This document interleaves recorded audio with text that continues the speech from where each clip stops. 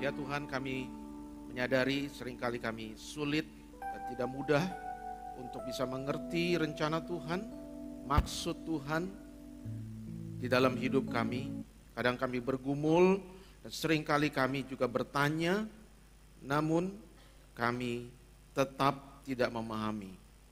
Karena itu, biarlah pada waktu ini Tuhan berikan kembali kepada kami terang firman-Mu. Ajarlah kami akan maksud dan kehendak-Mu, supaya kami boleh tinggal di dalam kebenaran-Mu. Kami menjadi orang-orang yang menaruh senantiasa iman percaya kami hanya kepadamu, bukan kepada keadaan dan situasi di sekitar kami yang terus berubah. Kami mohon Roh-Mu yang kudus, Roh kebenaran, memimpin kami pada waktu ini. Tinggikanlah diri-Mu dan firman-Mu. Di dalam nama Tuhan Yesus Kristus, firman yang hidup, kami berdoa. Amin. Silakan duduk. Selamat hari Minggu bagi kita semua. Shalom. Terima kasih untuk kesempatan yang diberikan saya boleh hadir bersama-sama dengan Bapak Ibu Jemaat Tuhan di GKI Palembang. Dalam kesempatan pertukaran mimbar sinode, saya membawa salam dari Jemaat GKI Gading Serpong, tempat saya melayani, kepada Bapak Ibu semua di tempat ini. Bila ada saudara-saudara yang sedang datang mampir ke daerah Gading Serpong, ya senang sekali kalau saudara juga bisa sama-sama datang ya, untuk kita juga bisa menyambut saudara dan juga kita bisa beribadah bersama-sama sebagai satu keluarga besar GKY.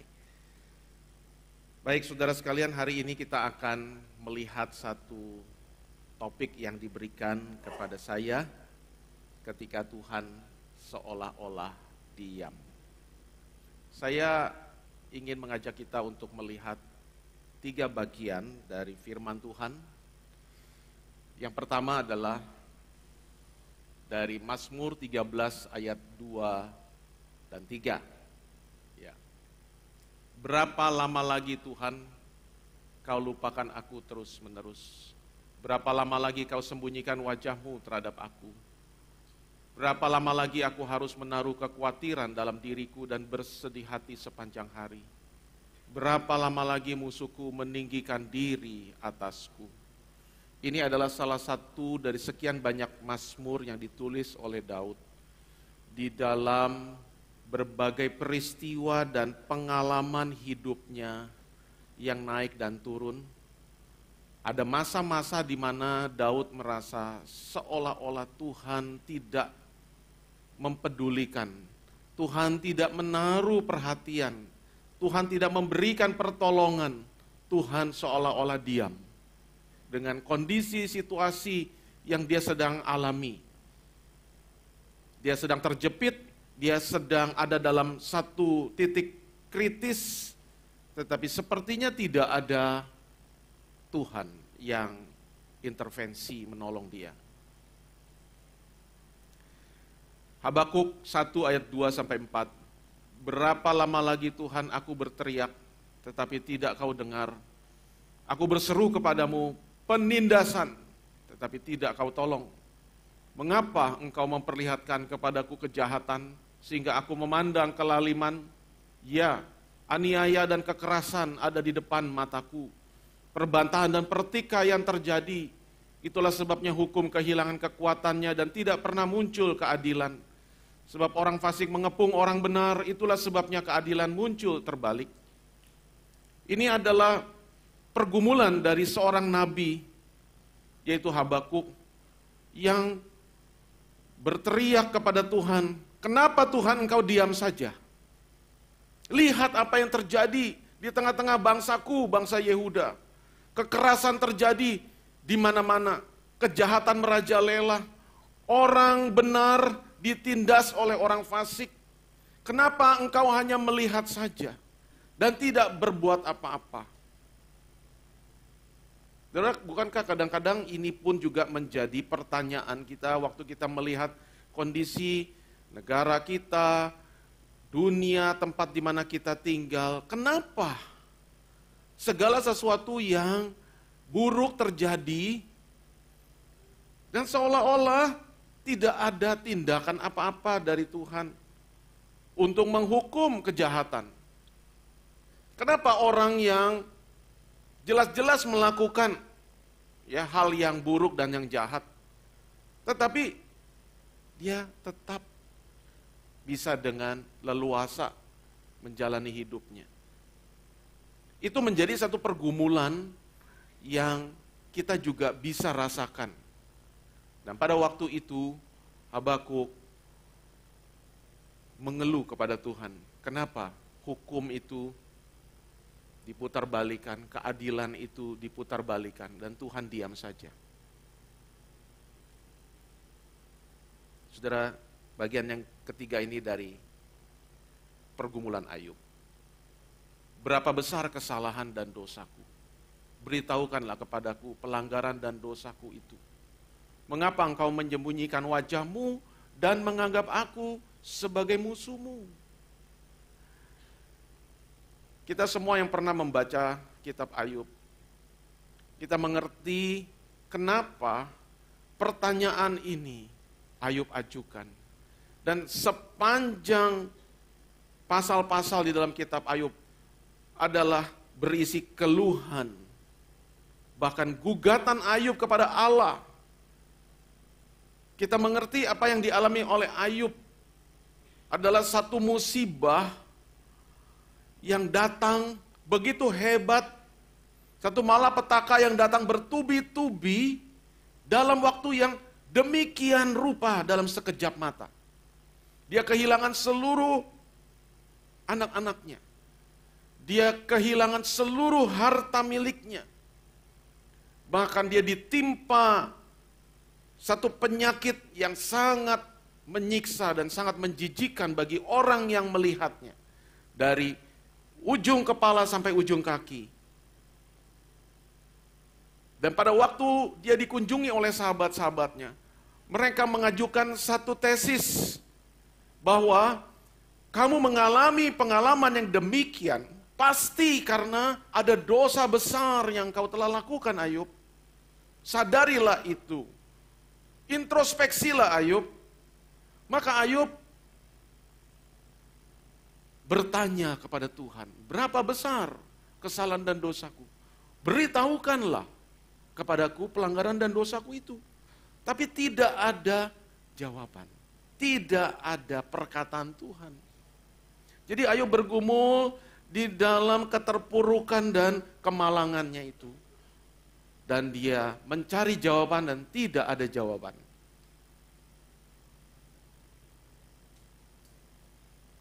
Saudara, pergumulan dan penderitaan kita, manusia adalah satu realita di dunia ini.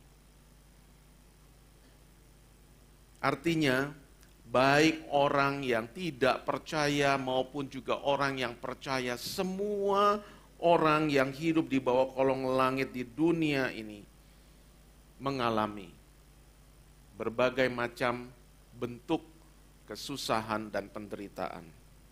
Tetapi hanya orang yang mengalami penderitaan yang demikian mendalam baru akan bertanya, mengapa saya yang mengalami? Mengapa saya harus memikul penderitaan ini? Waktu kita melihat penderitaan ada di hadapan kita, kita bisa bertanya, kenapa orang itu ditimpa kemalangan begitu rupa? Kenapa orang itu harus meninggal di dalam keadaan yang demikian padahal usianya masih sangat muda? Kadang kita bergumul di dalam doa kita, kenapa Tuhan tidak menjawab doa-doa saya? Padahal yang saya minta tidaklah sesuatu untuk diri saya. Bahkan saya berdoa untuk kesembuhan suami saya, istri saya, anak saya. Dan saya sudah berdoa sungguh-sungguh. Kenapa Tuhan seolah-olah tidak peduli? Saudara, tentu saja kita tidak akan bertanya seperti itu kalau hidup kita lancar dan baik-baik saja.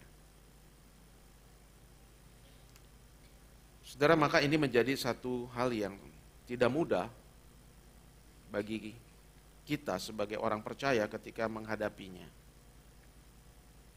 Saudara, beberapa hal perlu untuk kita mengerti, untuk kita coba bisa merespon atas pertanyaan kenapa Tuhan dalam berbagai pengalaman mungkin yang kita rasakan sulit, dia seolah-olah diam. Nah, saudara, yang pertama kita perlu mengerti bahwa dunia saudara dan saya tinggal adalah dunia yang telah demikian rusak, demikian mendalam, demikian parah, demikian serius kerusakannya. Sehingga di dunia ini tidak ada satu rumusan yang simple yang kita bisa jadikan sebagai satu pegangan atau formula. Seperti orang mengatakan, kalau kamu mau hidupmu baik, maka berbuat baiklah. Kalau kamu berbuat jahat, maka kamu akan menuai hasil dari kejahatanmu. Kalau kamu mau baik, maka jadilah orang yang baik. Saudara, di dalam realita hidup dunia yang telah demikian rusak ini, kita tidak bisa menyederhanakan rumusan seperti itu. Bahwa sesungguhnya yang seringkali terjadi adalah terbalik. Orang yang hidupnya baik mengalami penderitaan. Orang yang hidupnya tidak baik dan jahat, hidupnya senang. Bagaimana kita bisa menjelaskan hal ini? Saudara, maka tidak heran kita melihat banyak terjadi di dunia ini penderitaan yang tidak adil, unfair suffering. Orang-orang yang kita nilai tidak ada kait-mengkait dengan satu konsekuensi yang pantas, tapi mereka mengalami satu penderitaan yang demikian rupa. Sakit penyakit, kemiskinan, penindasan, kehilangan, kematian terjadi kepada siapapun dan kapanpun. Bahkan kalau saudara melihat apa yang dikatakan oleh firman Tuhan, kita tahu bahwa kita berasal dari Allah dan seluruh dunia berada di bawah kuasa si jahat. Alkitab sendiri mengatakan bahwa dunia tempat kita tinggal berada di bawah kuasa si jahat. Si jahat dengan segala pekerjaannya yang membawa kerusakan dan penderitaan. Maka tidak heran, dunia yang sudah rusak oleh dosa ini adalah juga dunia yang berada di bawah kuasa si jahat. Adalah dunia yang penuh dengan segala macam hal yang buruk terjadi. Itu yang pertama yang kita perlu sadari waktu kita bergumul dengan realita penderitaan di tengah dunia ini. Kita menyadari bahwa memang dunia tempat kita tinggal adalah dunia yang sudah demikian mengalami kerusakan dan berada di bawah kuasa si jahat. Tetapi kita perlu juga mengerti hal yang berikutnya, bahwa ada Allah yang berdaulat atas dunia dan atas kuasa si jahat. Betapapun dunia ini telah rusak begitu dalam, betapapun dunia ini berada di bawah cengkraman kuasa si jahat, tetapi ada Allah yang berdaulat atas dunia ini dan atas kuasa si jahat. Dan Allah yang berdaulat itu juga adalah Allah yang baik, Allah yang penuh kasih setia, yang tidak meninggalkan milik kepunyaannya. Alkitab mengatakan kerajaan Allah adalah kerajaan segala abad dan pemerintahanmu tetap melalui segala keturunan. Artinya di sini bicara mengenai kedaulatan pemerintahan Allah dan otoritas Allah atas dunia dan segala pemerintahan yang ada di dunia. Tetapi juga ayat ini mengatakan Tuhan setia di dalam segala perkataannya dan penuh kasih setia dalam segala perbuatannya. Maka kita mulai memikirkan, kalau begitu ada Tuhan yang berdaulat dan penuh kasih setia terhadap milik kepunyaannya, tapi realitanya dunia ini begitu rusak dan berada di bawah kuasa si jahat. Lalu kita bergumul bahwa saya tidak dikecualikan mengalami segala hal yang susah, yang seringkali juga tidak ada penjelasannya. Maka kita perlu masuk kepada hal yang berikutnya, bahwa cara Allah bekerja di dalam penyelenggaraannya yang berdaulat seringkali sulit, bahkan tidak dapat dipahami manusia. Disinilah kita bergumul. Disinilah kita seringkali menjerit dan bertanya. Dan umumnya, kalau saya tidak mau katakan mungkin, ya, sepertinya mungkin hampir senantiasa tidak ada jawaban. Dalam arti kita mendengar ada satu suara dari Tuhan secara audible yang menjelaskan kepada kita reason why. Saudara, di dalam ayat ini kita melihat Tuhan sendiri mengatakan bahwa rancanganku bukan rancanganmu, jalanmu bukan jalanku. Seperti tingginya langit dari bumi, demikian tingginya jalanku dari jalanmu, rancanganku dari rancanganmu.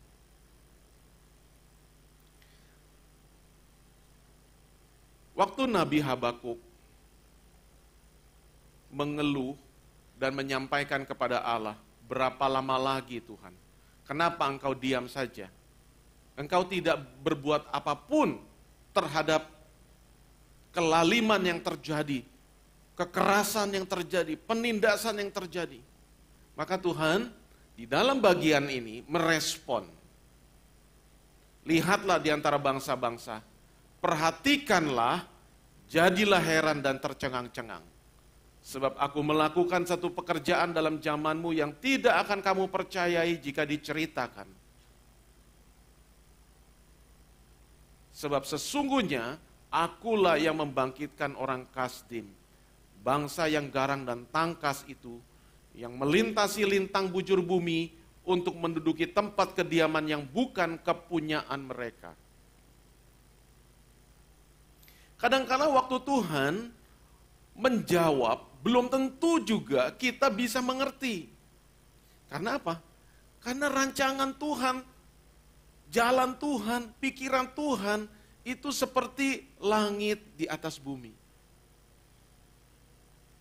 Apa yang Tuhan sedang kerjakan, Tuhan sampaikan kepada Nabi Habakuk untuk menjadi satu peringatan. Dan pada akhirnya, saudara kalau membaca keseluruhan kitab ini, Nabi mengerti. Dan dia mengatakan dengan tenang, ku nantikan hari kesusahan itu. Karena Tuhan sudah bukakan.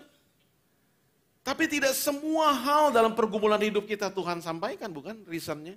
Dan kenapa Tuhan mengizinkan ini, Tuhan melakukan itu. Di dalam case ini, saudara, satu kekuatan superpower pada waktu itu sedang muncul dan bangkit. Yaitu kekuatan Babel. Dan kekuatan itulah yang Tuhan gerakkan dan Tuhan pakai untuk menghukum Yehuda. Dan pada waktu pertama Nabi mendengar penjelasan Tuhan ini, apakah Nabi langsung mengerti? Tidak. Justru dia semakin tidak mengerti. Kok bisa Tuhan memakai bangsa yang demikian jahat untuk melakukan rencananya? Kalau Tuhan memakai bangsa yang baik, yang benar, yang hidup takut akan Tuhan untuk menghukum bangsa Yehuda, ya itu wajar. Tapi kok bisa Tuhan justru pakai bangsa yang lebih jahat lagi untuk menghukum umat Tuhan? Dalam banyak hal, saudara kita, mungkin saja juga, kalaupun Tuhan berikan penjelasan, belum tentu kita bisa mengerti dan belum tentu kita bisa terima. Tapi sekali lagi, let God be God. Kita bukan Tuhan. Tuhan bisa pakai apapun caranya, Tuhan bisa pakai siapapun yang Dia mau untuk melakukan apa yang Dia kehendaki. Dan kalau kita membaca kitab ini, saudara, pada akhirnya Tuhan juga mengatakan bahwa bangsa yang demikian garang, yang demikian bengis ini, yang tidak terkalahkan ini, juga pada akhirnya akan aku hukum. Karena kesombongannya, karena segala kejahatannya.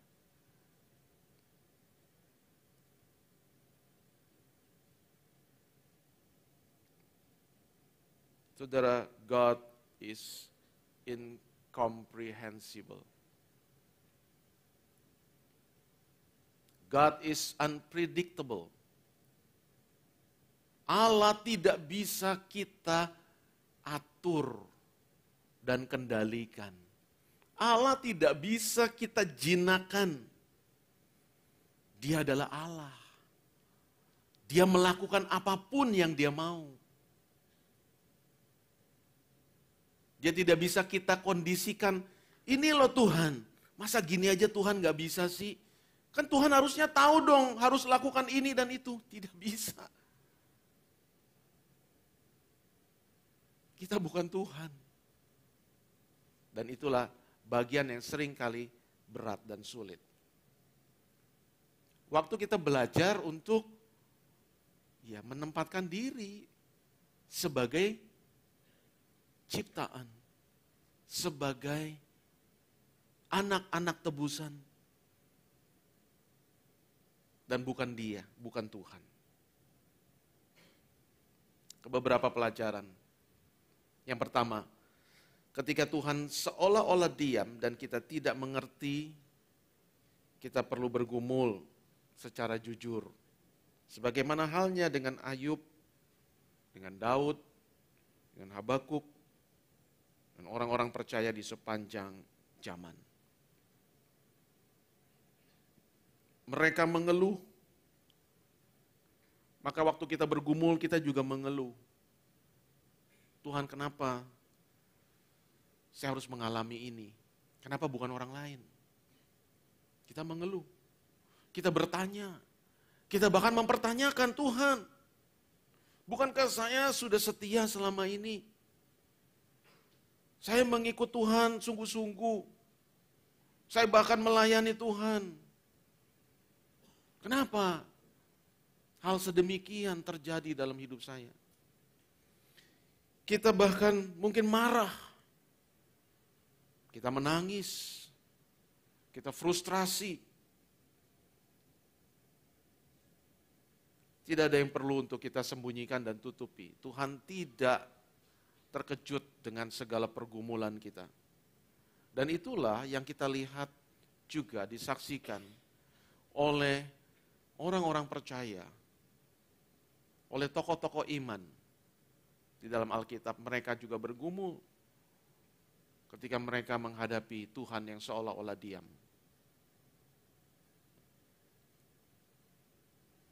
Saudara, kita perlu kembali ingat bahwa hidup di tengah dunia yang telah rusak oleh dosa. Dunia yang berada di bawah pengaruh kuasa si jahat. adalah dunia di mana kehidupan itu sukar, penuh tantangan dan penderitaan. So don't be surprised. Jangan kita terkejut dengan segala hal yang membuat kita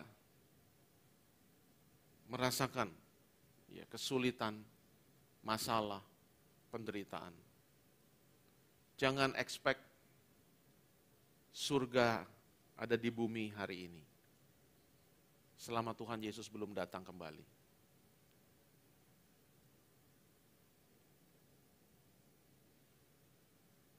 Iman yang teruji,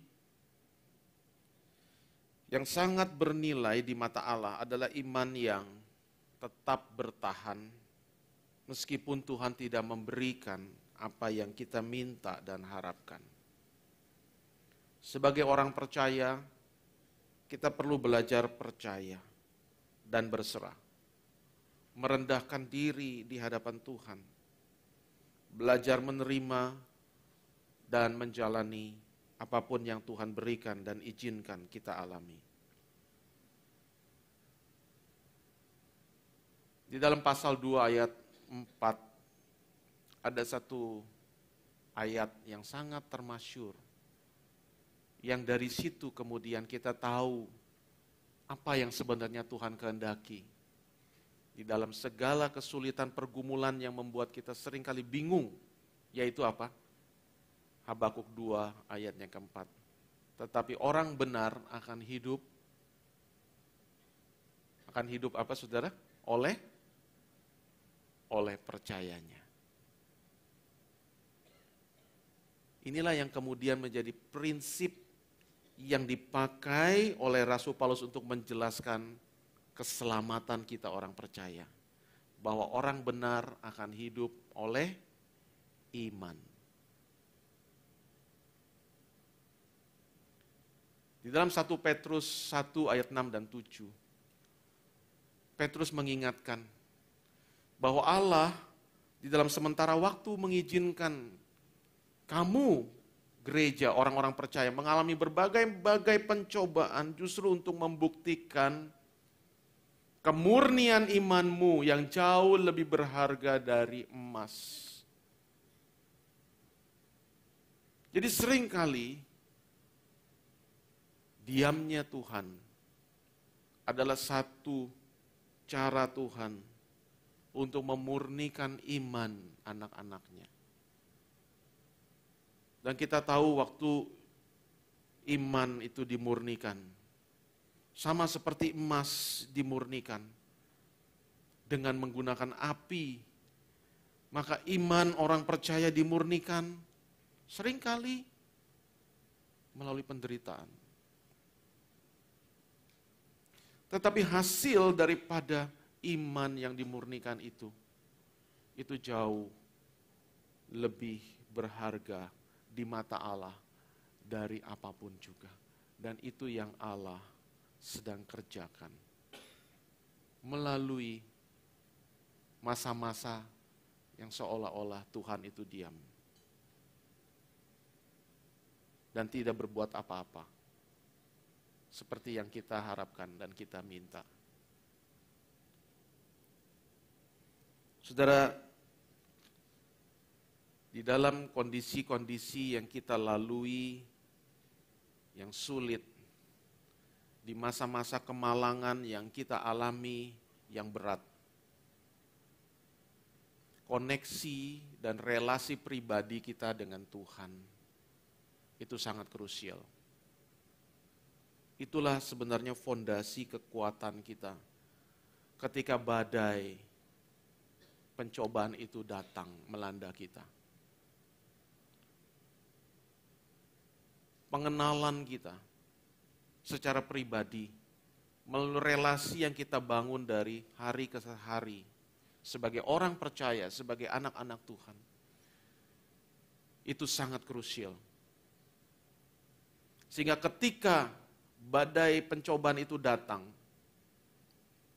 kita tidak karam.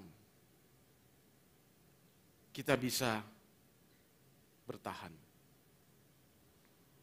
Maka jangan sepelekan, saudara, koneksi kita yang kita bangun dalam masa-masa hidup keseharian kita di mana kondisi sepertinya biasa-biasa saja, bahkan semuanya mungkin baik-baik saja, lancar-lancar saja.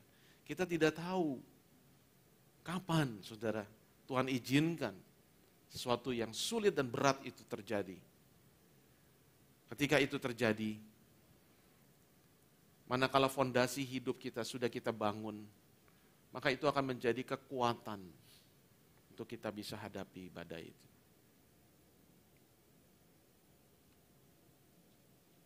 Saudara, kadang-kadang God's silence itu seringkali juga menjadi cara Tuhan untuk mempersiapkan sesuatu yang lebih besar dan yang lebih baik dalam hidup orang percaya. Kalau kita melihat dalam pengalaman Musa misalnya, bagaimana Tuhan membentuk dan mempersiapkan dia ketika dia harus lari meninggalkan Mesir sebagai anak putri Fir'aun, lari menjadi seorang fugitif dan berakhir di padang belantara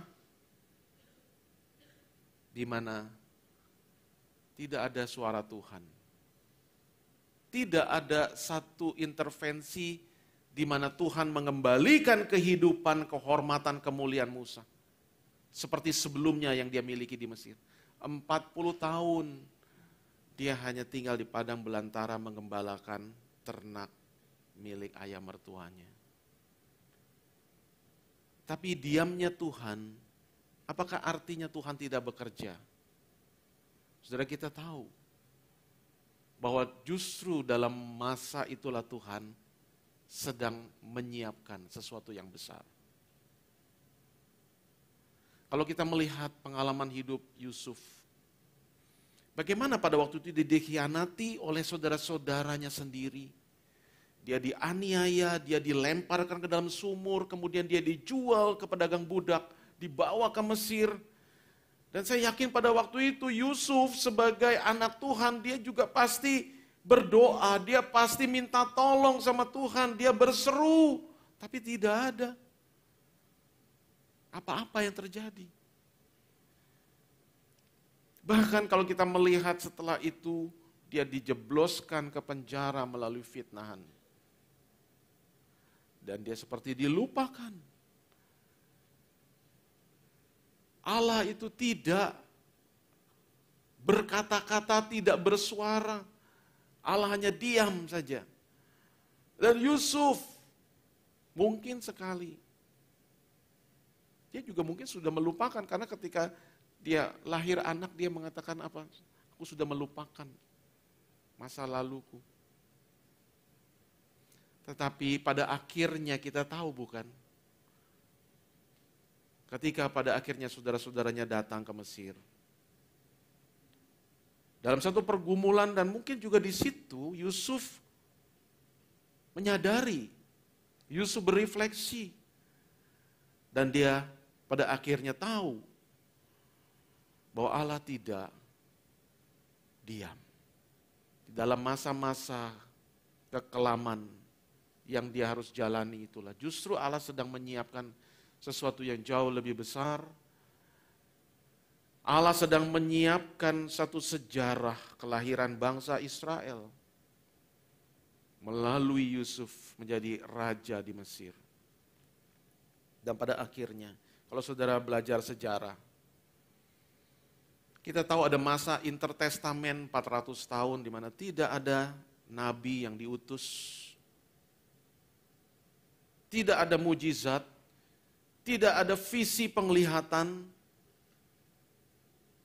tidak ada penampakan malaikat, tidak ada suara Tuhan. Tapi apakah Tuhan artinya diam dan tidak bekerja? Saudara, kita juga tahu bahwa pada waktunya, saudara, tangisan bayi itu di kandang Bethlehem Disitulah kita mengetahui bahwa Allah akan melakukan sesuatu yang jauh lebih besar bagi umatnya.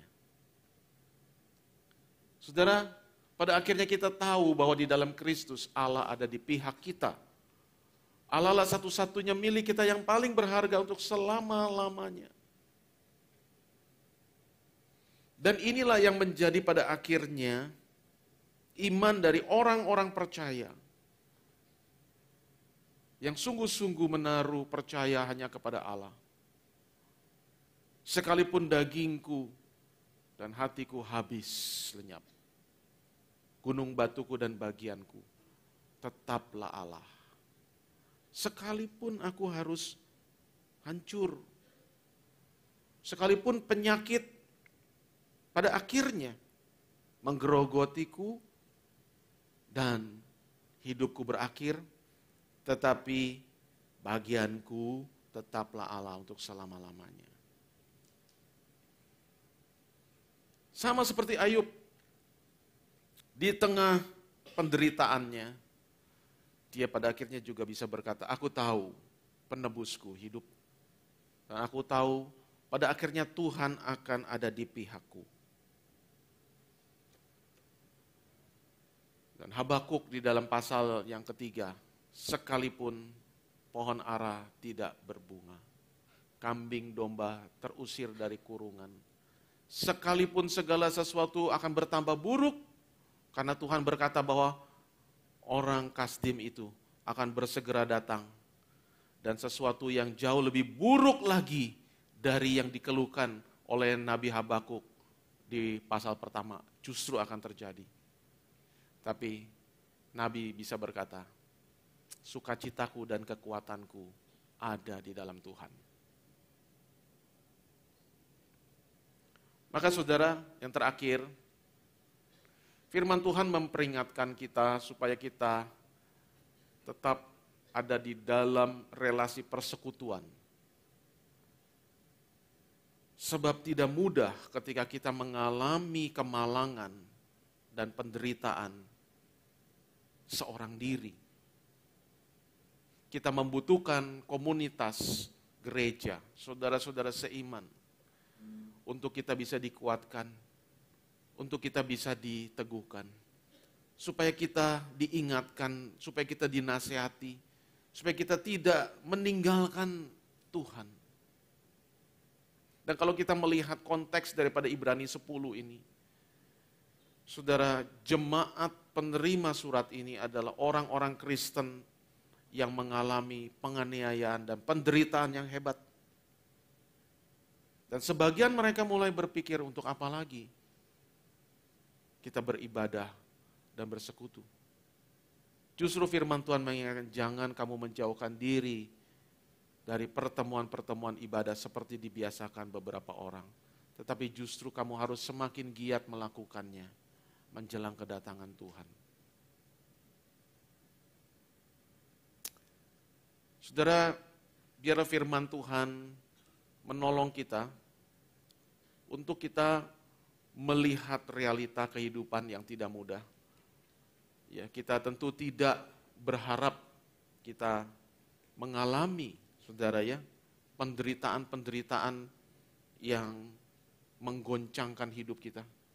Tetapi kalau Tuhan izinkan terjadi, biarlah kita tidak kehilangan arah. Kita tahu bahwa di dalam Yesus Kristus Allah ada bersama dengan kita, Allah ada di pihak kita, Allah menyertai kita. Bukan saja saat ini, tetapi untuk selama-lamanya. Bagian kita yang terbaik adalah Tuhan itu sendiri. Bukan segala sesuatu yang kita merasa kehilangan di dunia yang hanya sementara ini. Tuhan memberkati kita. Amin. Mari kita berdoa.